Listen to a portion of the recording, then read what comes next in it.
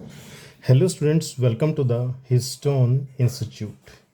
इस वीडियो के अंदर इस यूट्यूब चैनल के ऊपर आपको हम नीट के रिगार्डिंग जितने भी बायो के अंदर चैप्टर्स आएंगे हमारे, प्लस ट्वेल्थ क्लास के अंदर जो स्टूडेंट्स अभी हैं और इलेवंथ क्लास के अंदर जो भी कैंडिडेट्स हैं वो भी इन वीडियोस को देख सकते हैं, क्योंकि नीट के एग्ज़ाम के लिए सभी जितने भी टॉपिक हैं, जितने भी चैप्टर्स हैं इस यूट्यूब चैनल के ऊपर आपको सभी मिल जाएंगे। और यहाँ पे हम एनसीईआरटी के सभी टॉपिक्स को कवर करने वाले हैं। दूसरा, हर एक टॉपिक के ऊपर हम एक टॉपिक वाइज क्वेश्चन जो प्रैक्टिस के लिए हम आपको देने वाले हैं, और कुछ क्वेश्चंस हम आपको यहाँ पे प्रैक्टिस जो साथ में करवाएंगे। तो चलिए शुरू करते हैं विदाउट वेस्टिंग इन मोर टाइम। तो आज की इस वीडियो के अंदर हमारा जो चैप्टर है वो है sexual reproduction in flowering plants. Flowering plants के अंदर सेक्सुअल रिप्रोडक्शन। सबसे पहले हम देख लेते हैं कि रिप्रोडक्शन क्या होता है। देखिए, रिप्रोडक्शन क्या है? एक वाइटल प्रोसेस है। क्या है? एक वाइटल प्रोसेस। सबसे पहले तो रिप्रोडक्शन लिविंग ऑर्गेनिजम्स में होती है, और लिविंग ऑर्गेनिजम्स के अंदर होने वाली प्रोसेस को बायोलॉजिकल प्रोसेस कहते हैं। क्या कहते हैं? बायोलॉजिकल प्रोसेस कहते हैं। Biological process. तो रिप्रोडक्शन क्या है? बायोलॉजिकल प्रोसेस है, और ये वाइटल है। वाइटल यानी कि सर्वाइवल के लिए जरूरी है। किसकी सर्वाइवल? स्पीसीज के सर्वाइवल के लिए। मैं कहना क्या चाहता हूँ यहाँ पे, मान लो कि एक ऑर्गेनिज्म है।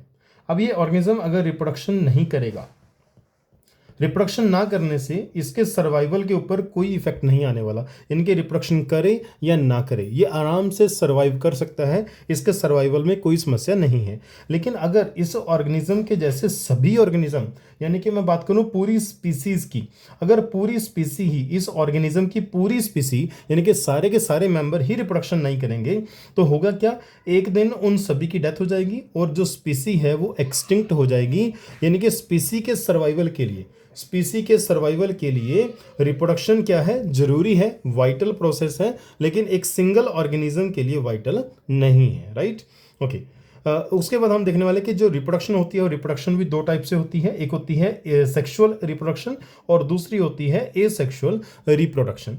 सेक्सुअल रिप्रोडक्शन के अंदर सबसे पहले आप देखिए, आप अगर ट्वेल्थ क्लास का अगर चैप्टर पढ़ रहे हैं तो ऑब्वियस है कि आपने इलेवंथ क्लास के अंदर इसको पढ़ा होगा। सेक्सुअल रिप्रोडक्शन के अंदर गैमीट्स बनते हैं। क्या बनते हैं? गैमीट बनते हैं। और गैमीट कैसे बनते हैं? मियोसिस से बनते हैं। कैसे बनते हैं? मियोसिस से बनते हैं। यानी कि जब मियोसिस होगी, गैमीट बनेंगे, तो मियोसिस में आपने क्रॉसिंग ओवर पढ़ा होगा, जिसके अंदर रिकॉम्बिनेशन देखने को मिलती है। क्या देखने को मिलती है? रिकॉम्बिनेशन देखने को मिलती है। मैं कहना क्या चाहता हूं यहाँ पे कि भाई, जब सेक्सुअल रिप्रोडक्शन होती है तो गैमीट बनते हैं, और गैमीट्स के अंदर रिकॉम्बिनेशन होता है। रिकॉम्बिनेशन होता है। अब रिकॉम्बिनेशन होगा तो वेरिएशंस आएंगी, वेरिएशंस आएंगी, और वेरिएशन के आने से जो ऑर्गेनिज्म है उसके अंदर सर्वाइवल के चांसेस बढ़ जाते हैं। सर्वाइवल के चांसेस बढ़ जाते हैं। और इसके विपरीत अगर मैं देखूं एसेक्सुअल रिप्रोडक्शन, एसेक्सुअल रिप्रोडक्शन के अंदर गैमीट्स नहीं बनते।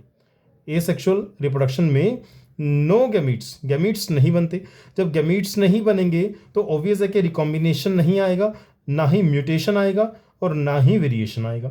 जब वेरिएशन नहीं आएगा तो जो एसेक्सुअल रिप्रोडक्शन करने वाला ऑर्गेनिज्म है उसके अंदर और ज़्यादा सर्वाइवल नहीं बढ़ेगा। सर्वाइवल जितना पहले है उतना ही रहेगा, सेक्सुअल रिप्रोडक्शन की तरह सर्वाइवल नहीं बढ़ेगा उसके अंदर। आई वो समझ?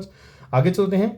फ्लावर। एनसीईआरटी ने फ्लावर के सामने लिखा है कि a fascinating organ of angiosperms. Angiosperms क्या होते हैं जी? एंजियोस्पर्म ना उन प्लांट्स को बोलते हैं जिनके अंदर फ्लावर्स लगते हैं।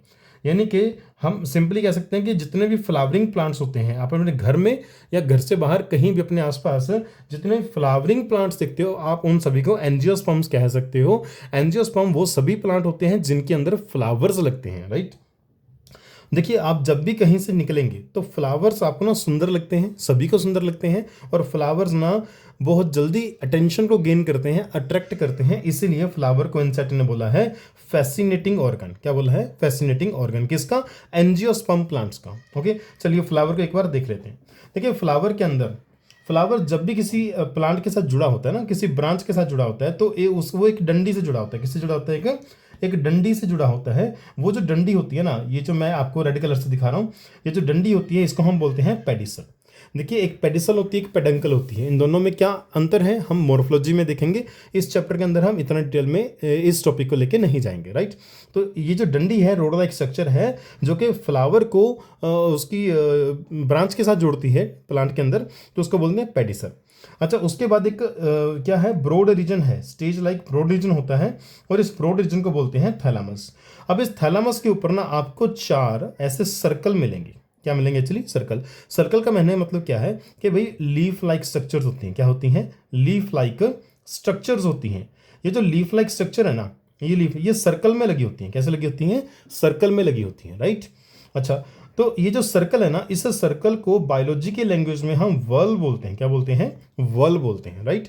अब देखिए, सबसे बाहर जो आपको ये लीफ मिलेंगी, ये लीफ कौन सी है? ये जो ग्रीन कलर में आपको मैंने यहाँ पे दिखा रखी है, ये जो ग्रीन कलर की जो लीफ हैं, इनको हम बोलते हैं सेपल। तो यानी कि थैलामस के ऊपर सबसे पहले जो वॉल बनता है वो किसका बनता है? सेपल्स का बनता है। किसका बनता है? सेपल का। और सेपल्स जो है, इनके जो वॉल है, इसका जो सर्कल है, उस सर्कल को बोलते हैं कैलेक्स। क्या बोलते हैं इसको? कैलेक्स बोलते हैं। अच्छा, सेपल्स के बाद आपको जो पिंक कलर के अंदर मैंने आपको दिखाई है, इनको, इन पत्तियों को बोलते हैं पेटल्स। ये भी लीफ लाइक स्ट्रक्चर होती हैं, इनको भी फ्लावर अपेंडेजेस बोलते हैं। तो इनको नाम दिया जाता है पेटल्स, राइट। तो पेटल्स भी एक सर्कल बनाती हैं, और पेटल्स के सर्कल को या वर्ल को बोलते हैं कोरोला। क्या बोलते हैं? कोरोला।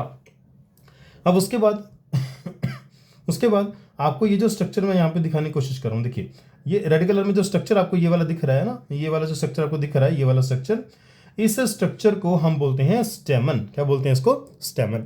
स्टेमन के अंदर 2 पार्ट्स होते हैं, एक होता है एंथर। ये वाला जो स्ट्रक्चर है, इसको हम बोलते हैं एंथर। ये एंथर, राइट। एंथर जिस स्टॉक की हेल्प से यहाँ पे जुड़ा हुआ है, इस स्टॉक को बोलते हैं फिलामेंट। क्या बोलते हैं इसको? फिलामेंट। तो एंथर और फिलामेंट, ये दोनों किसके पार्ट हैं? ये दोनों स्टेमन के पार्ट हैं। किसके पार्ट हैं? स्टेमन के। अब स्टेमन भी एक नहीं, यहाँ पे मैंने आपको 1 2 3 4 5 6 स्टेमन दिखाई। तो ये स्टेमन भी वर्ल या सर्कल बनाते हैं। तो इस पूरे सर्कल को बोलते हैं एंड्रोशियम।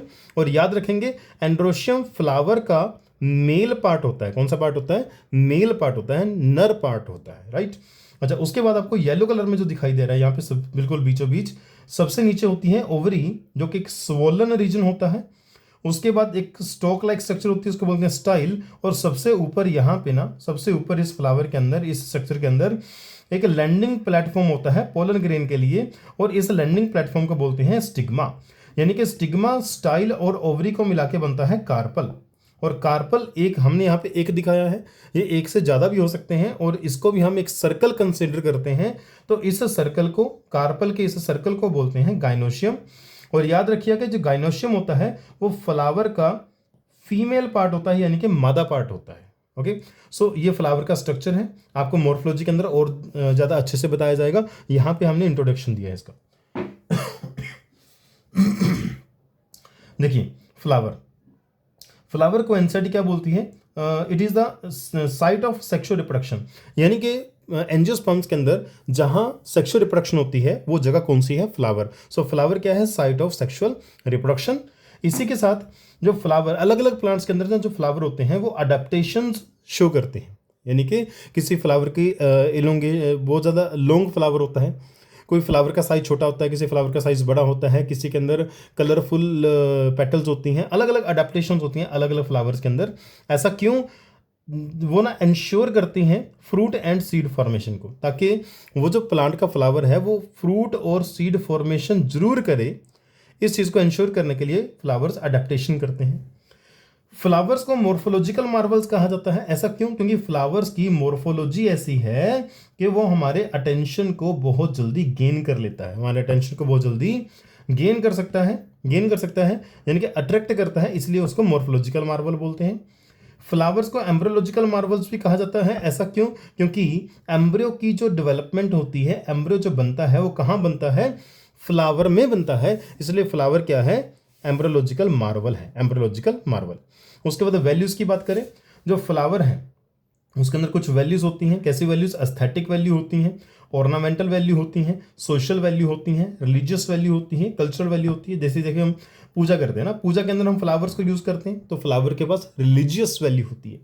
हम जैसे शादी है ना, शादी है या फिर घर में कोई पूजन आपने रखवाया हुआ है ना, तो वहाँ पे हम फ्लावर्स यूज़ करते हैं। तो कल्चर है हमारा, फ्लावर्स को यूज़ करना हमारा कल्चर भी है, तो फ्लावर के पास कल्चरल वैल्यू भी होती है। ऐसे ही फ्लावर कुछ ह्यूमन फीलिंग्स को एक्सप्रेस करते हैं। देखिए, ये एनसीईआरटी के अंदर दिया हुआ है, अगर एनसीईआरटी में दिया तो आपसे क्वेश्चन पूछा जा सकता है। तो आप इन चीज़ों को याद करेंगे। मैं आपको इजी वे में और कोशिश कर रहा हूँ कि याद ना करना पड़े, समझा के आपको याद करवाने की कोशिश कर रहा हूँ। तो देखिए ह्यूमन फीलिंग्स जैसे कि love, affection, happiness, grief, morning. तो देखिए ह्यूमंस ना आपस में एक दूसरे को फूल देते हैं, है ना, फूल देते हैं, लेते हैं। तो ये जो है ये फूल देने का रिवाज क्यों है हम लोगों में? तो ये इसलिए है क्योंकि फूल जो होते हैं ना वो हमारी फीलिंग्स को एक्सप्रेस करते हैं। लव की फीलिंग हो, है ना, अफेक्शन की फीलिंग हो, हैप्पीनेस की हो, ग्रीफ यानी कि दुख की हो, मॉर्निंग यानी कि बहुत ज़्यादा गहरे दुख की फीलिंग हो, उसको एक्सप्रेस करते हैं। ये फ्लावर का स्ट्रक्चर हम पहले देख चुके हैं। देखिए कैलिक्स क्या है? कैलिक्स क्या है? वॉल। वॉल मैंने बताया था सर्कल होता है, सर्कल होता है। जैसे एक सर्कल है और यहाँ पे बहुत सारी ऐसे पत्तियां लगी हुई हैं, है ना, लीफ लाइक स्ट्रक्चर लगी हुई हैं, अपेंडिसेस लगी हुई हैं। तो सेपल सबसे बाहर होते हैं। सेपल्स के वॉल को क्या बोलते हैं? कैलिक्स। पेटल के वॉल्स को क्या बोलते हैं? कोरोला। स्टेमन के वॉल को क्या बोलते हैं? एंड्रोशियम। और कार्पल के वॉल को क्या बोलते हैं? गाइनोशियम। फ्लावर के अंदर हमने 4 प्रकार के क्या पढ़े? फ्लावर के अंदर हमने 4 प्रकार के वॉल्स पढ़े। एक हमने पढ़े कैलिक्स एंड क्रोला। कैलिक्स सबसे बाहर होता है, कोरोला उससे अंदर होता है। ये दोनों जो है ना ये फ्लावर के नॉन एसेंशियल पार्ट हैं। कैसे पार्ट है? Non essential. ऐसा क्यों? क्योंकि इनका सेक्सुअल रिप्रोडक्शन के अंदर कुछ लेना देना नहीं होता। ये स्ट्राइल होते हैं। क्या होते हैं? स्ट्राइल नेचर के होते हैं, राइट। और ये हो या ना हो, फ्लावर सेक्सुअल रिप्रोडक्शन कर सकता है। इनका सेक्सुअल रिप्रोडक्शन के अंदर कोई इंपॉर्टेंट डायरेक्ट रोल नहीं होता, राइट। अच्छा, दूसरा फ्लावर के अंदर होता है इसेंशियल पार्ट। क्या होते हैं? Essential part. अच्छा, इसेंशियल पार्ट जो होते हैं, इसेंशियल पार्ट में आता है आपका एंड्रोशियम एंड गाइनोशियम। एंड्रोशियम को हमने बोला था ये मेल पार्ट होता है फ्लावर का, और गाइनोशियम को बोला था फीमेल पार्ट होता है फ्लावर का। एंड्रोशियम और गाइनोशियम दोनों मिल करके सेक्सुअल रिप्रोडक्शन करते हैं, इसलिए इन दोनों को फर्टाइल कहा जाएगा। और सेक्सुअल रिप्रोडक्शन ही तो करवाना है फ्लावर से, इसलिए इनका होना भी जरूरी है। दैट्स वाई इसको हमने फ्लावर का इसेंशियल पार्ट कहा है, राइट। उसके बाद हमारे पास pre fertilization structure and events. आप इसको थोड़ा मैं जूम इन करता हूं, आप ध्यान से देखिएगा।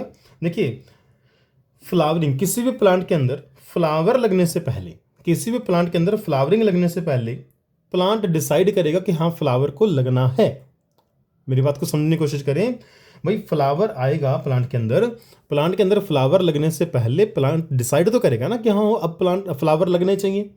तो मच बिफोर, यहाँ पे मैंने एनसीईआरटी की लाइन को लिखा हुआ है, much before flowering is seen in A plant के अंदर फ्लावरिंग दिखने से बहुत पहले, मच बिफोर, ये डिसीजन हो जाता है कि फ्लावरिंग होने वाली है ना। ये डिसीजन होने का मतलब क्या है कि हार्मोनल चेंज आते हैं प्लांट के अंदर। क्या आते हैं?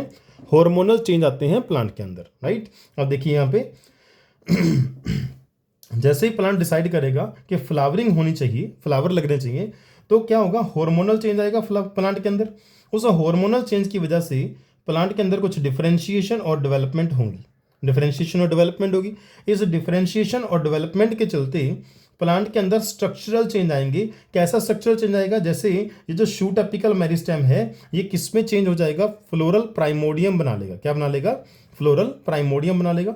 जो आपका शूट एपिकल मेरिस्टेम है वो फ्लोरल प्राइमोडियम बनाएगा, और फ्लोरल प्राइमोडियम जो है ये फ्लोरल बड बनाएगा, और फ्लोरल बड जो होती है ये फ्लावर बनाएगी, और फ्लावर जो होता है इसके अंदर डिफरेंशिएशन होगा। क्या होगा? डिफरेंशिएशन। और इस डिफरेंशिएशन के चलते फ्लावर के अंदर एंड्रोशियम एंड गाइनोशियम बनेंगे, जो कि फ्लावर का इसेंशियल पार्ट होता है और सेक्सुअल रिप्रोडक्शन करवाता है। Got it? यस। उसके बाद हमारे पास क्या है? एक क्वेश्चन है। ये क्वेश्चन आपको मैं होमवर्क की फॉर्म में दे रहा हूँ। तो ये इस वीडियो के अंदर हम इतना ही करेंगे। कंटेंट आराम से पढ़ेंगे, बिल्कुल कंप्लीट कंटेंट पढ़ेंगे, ठीक। और ये क्वेश्चन है, इसका आंसर इजी है, ज़्यादा मुश्किल नहीं है। आप मुझे कमेंट सेक्शन में देंगे, ठीक है। इसका आंसर मैं नेक्स्ट वीडियो में आपको बताऊंगा। और प्लीज़ हमारी वीडियो को लाइक करें, शेयर करें, और हमारे यूट्यूब चैनल को सब्सक्राइब करें ताकि हमें मोटिवेशन मिल सके। Thank you. Have a nice day.